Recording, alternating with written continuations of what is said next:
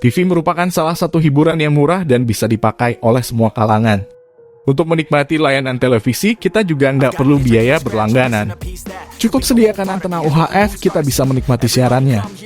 Tapi penasaran nggak sih gimana TV bisa nampilin audio visual yang asalnya dari sinyal pemancar yang jaraknya juga puluhan kilometer? Apalagi sekarang sudah pakai TV LED. Udah tipis, lebih hemat daya, kualitas gambarnya juga lebih bagus. Bagaimana tuh cara kerjanya? Di video ini, Autoxpose akan mencoba membedah isi di dalam TV LED dengan bahasa yang mudah dipahami. Jadi di dalam LED TV sebenarnya tidak serumit yang kita bayangkan. Ada blok power supply yang fungsinya mengubah listrik 220 volt AC dari sumber listrik rumah menjadi beberapa output dengan tegangan yang bervariasi. Lalu ada mainboard sebagai otak dari televisi dan bagian paling besar adalah layarnya. Cara kerjanya sebenarnya cukup sederhana. Listrik rumah bertegangan 220 volt masuk ke power supply. Di sini, listrik akan dibagi ke semua komponen dengan tegangan yang berbeda-beda. Ketika kita menyalakan remote TV, mainboard akan aktif. Di mainboard ini, kita akan menemukan input dari antena. Karena fungsi dari mainboard ini, salah satunya untuk mengubah sinyal analog dari antena menjadi sinyal digital yang bisa diterjemahkan menjadi gambar. Dari mainboard ini ada dua outputnya. Pertama, output visual akan dikirimkan ke blok display dan output suara akan dikirim ke blok audio untuk diubah langsung menjadi suara. Pertanyaannya, bagaimana cara kerja panel display ini? Bagaimana sinyal-sinyal yang bentuknya seperti energi listrik ini bisa diubah menjadi gambar dengan kualitas yang bagus? Untuk memahami ini, mari kita bedah layar ini ada lapisan apa aja. Layar televisi terdiri dari panel LED backlight. Panel ini berfungsi untuk menghasilkan cahaya mula atau cahaya awal yang akan diubah menjadi gambar. Panel ini terdiri dari beberapa lampu LED yang mampu bersinar terang. Namun di sini cahayanya cuma satu warna, yakni putih. Selanjutnya ada panel LCD. LCD sendiri singkatan dari Liquid Crystal Display. Secara sederhana, panel ini akan menyaring cahaya putih yang dihasilkan oleh panel LED menjadi gambar berwarna. Caranya gimana?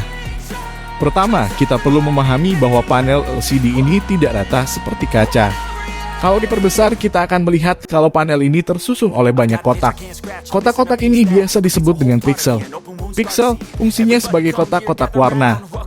Dan tiap pixel dapat menghasilkan berbagai macam warna dengan timing yang juga dapat diatur. Perbedaan warna tiap pixel inilah akan menyusun sebuah gambar pada layar. Jumlah pixel ini pun beragam tergantung resolusi TV Anda. Untuk TV Full HD punya jumlah lebih dari 2 juta pixel. Kalau lebar layar TV Anda 24 inch, berarti panel selebar 24 inci itu tersusun dari 2 juta kotak warna. Jadi intinya susunan warna tiap pixel inilah yang membuat TV bisa bergambar. Lalu pertanyaannya, bagaimana pixel ini bisa menghasilkan banyak warna padahal sumber cahayanya cuma warna putih? Jawabannya ada pada teknologi liquid crystal ini. Jadi kalau kita bedah lagi, panel LCD terdiri dari dua kaca polarisasi dan di tengahnya terdapat molekul liquid crystal. Kaca polarisasi adalah kaca khusus yang hanya dapat melewatkan cahaya dengan polarisasi searah. Jadi ilustrasinya seperti ini. Kaca di belakang punya polarisasi horizontal. Sementara kaca depan polarisasinya vertikal. Cahaya yang melewati kaca belakang akan terfilter sehingga polarisasinya jadi horizontal. Begitu melewati kaca depan, cahaya tidak bisa menembusnya karena kaca depan punya polarisasi vertikal. Jadi dalam posisi ini, cahaya tidak tembus sampai ke kaca depan. Lalu molekul kristal cair ini diletakkan di tengah kaca polarisasi. Molekul kristal cair ini punya kemampuan khusus. Dia dapat memblokkan polarisasi cahaya.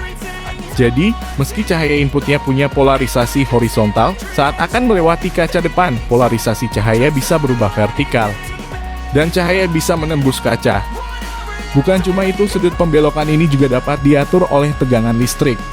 Ketika pembelokan 90 derajat, maka cahaya akan diteruskan 100% ke kaca depan. Tapi kalau sudut pembelokannya kurang, maka intensitas cahaya yang menembus kaca depan juga berkurang. Jadi gampangnya sudut pembelokan pada kristal cair akan mempengaruhi redup terangnya cahaya pada kaca LCD. Tapi ini belum menjawab kenapa cahayanya bisa berwarna. Itu karena masih ada satu filter lagi di depan kaca polarisasi ini. Ini adalah filter RGB yang terdiri dari warna merah, hijau, dan biru pada tiap pixel. Sehingga dari depan kita bisa melihat cahaya yang dihasilkan adalah merah, hijau, dan biru. Nah, perbedaan intensitas ketiga warna dasar ini akan menghasilkan efek warna baru. Kalau dilihat dari dekat mungkin ini tidak terlihat. Tapi kalau dijauhkan, maka pancaran cahaya tiap warna pada masing-masing piksel akan saling bercampur sehingga menghasilkan efek warna baru. Inilah asal warna pada panel LCD. Jadi, biar lebih jelas kita rangkum lagi. Layar ini terdiri dari banyak piksel. Dan tiap piksel punya 3 unit warna yang masing-masing bisa dikendalikan intensitas dan timing atau waktunya. Kalau digabungkan, susunan warna yang dihasilkan tiap piksel akan membentuk sebuah gambar berwarna. Lalu komponen apa yang dipakai untuk mengendalikan sudut pembelokan polaritas cahaya pada molekul kristal cair? Komponen tersebut biasa disebut timing controller. Ini mirip seperti mainboard, tapi bentuknya memanjang sepanjang lebar layar TV. Sederhananya, komponen ini akan menerima sinyal listrik dari mainboard dan melakukan logic analisis untuk mengendalikan tiap warna pada tiap piksel secara akurat.